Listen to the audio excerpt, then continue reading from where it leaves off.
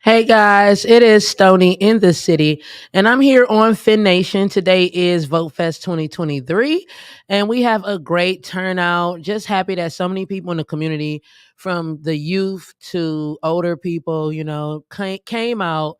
I see people registering, so it's good because somebody can have a party in the hood and everybody would come out. So it's good to see a good turnout for something like people registering in a vote, you know what I'm saying, and voting. So we're happy about that. And we have another guest in here in the studio right now. And he's from this area. So it's always good to hear from the people in this area, you know what I'm saying, who have a voice to, see what's going on. So we appreciate you stopping by, Ray, right? Right. Yeah, Ray Smith. Ray Smith. Ray Smith. Oh, Ray my last Smith. name Smith. We cousins. Oh, might be. Yeah. So you are from the 105 area. Yes. Yes. So how do you feel, for one, about how do you feel voting? How serious do you think voting is? I think voting is serious. I think the problem with it is people don't understand the numbers and how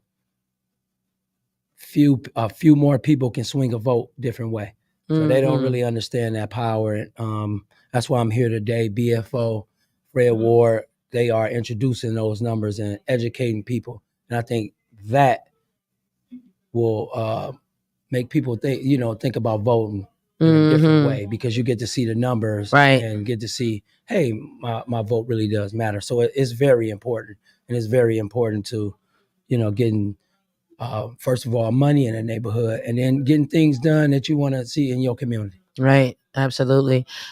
So with so many things going on with the youth, every time we look at the news or social media, you are seeing rest in peace, rest in peace. And then when you look and do a little digging, you see that most of these people that are saying rest in peace to these people are 16, 17, 15, 12. What is one thing that you think could help the problem with the youth right now? I mean, just to be blunt and honest, parents. Yes. Speak on that. Parents are the backbone of the child. So, of course, the child is going to have their own mind and going to do, but those values and morals that you instill in them is going to be in them. And sooner or later, they'll grab hold to what you put in them. So I think sometimes the parents are letting kids into business too much. Right. Back in my day, they would tell you, and I hate to do the back in the day thing, but this can go in the day. Stay out of grown folks' business. Absolutely. Get out my mouth. That's what my mom used to tell me. Get out. I should be staring down her mouth. Get out of my mouth. Matter of fact, go outside. Right. Because you're too young for this information or this talk that's going on. So I think it starts with the parents before we put the emphasis on coaches, pastors, and all these people. Start at home. Work hard at it. Yes. And instill those core values in your children. And then maybe, just maybe, that'll create an effect, and we stop having these kids that's just out here doing anything.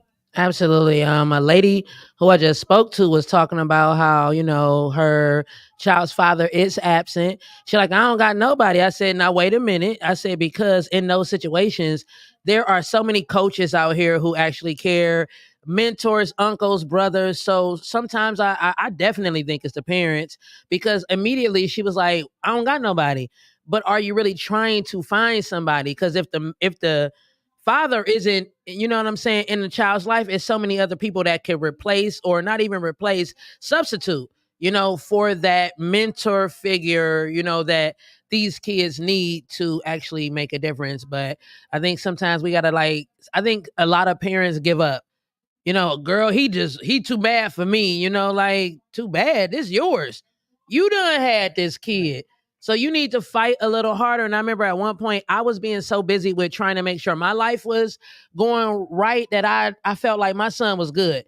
So I'm like, he good. Before I know it, I'm like, hold on, like he ain't a kill boy, but he got kill boy as friends. Right. So it's like, wait a minute, I had to get back out of my own shit and into to make sure he is still going the right way. We have to not give up and just keep going. So I know recently y'all had 10-5 day. Right. Yeah. So how did that work out? Because it looked like something that a lot of hoods should do.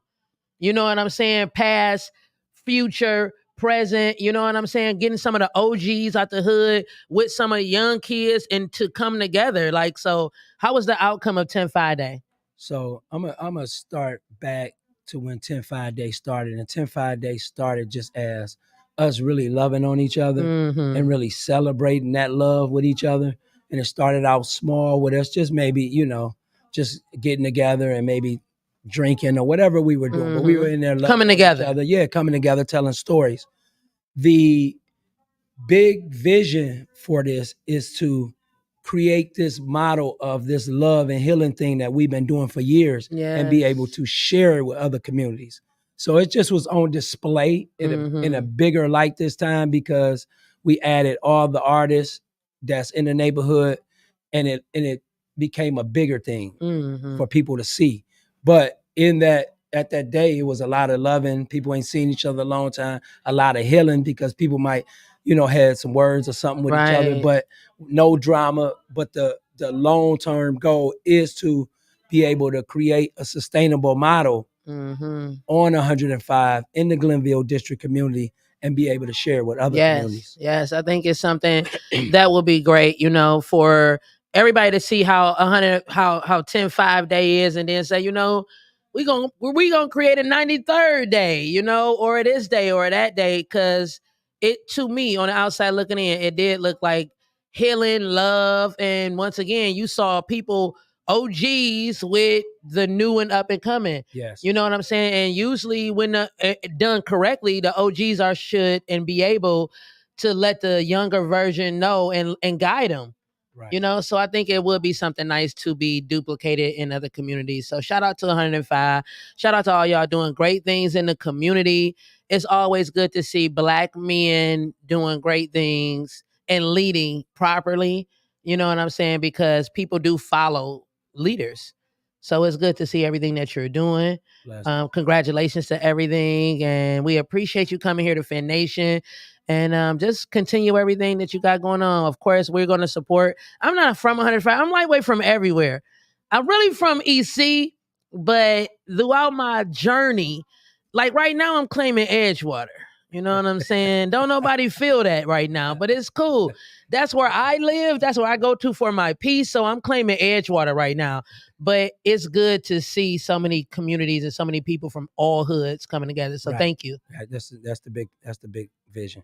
Yes. So all neighborhoods to come together and be able to just like I said, love and heal on each other. Great. Thank you for stopping by Fiin Nation. We appreciate it.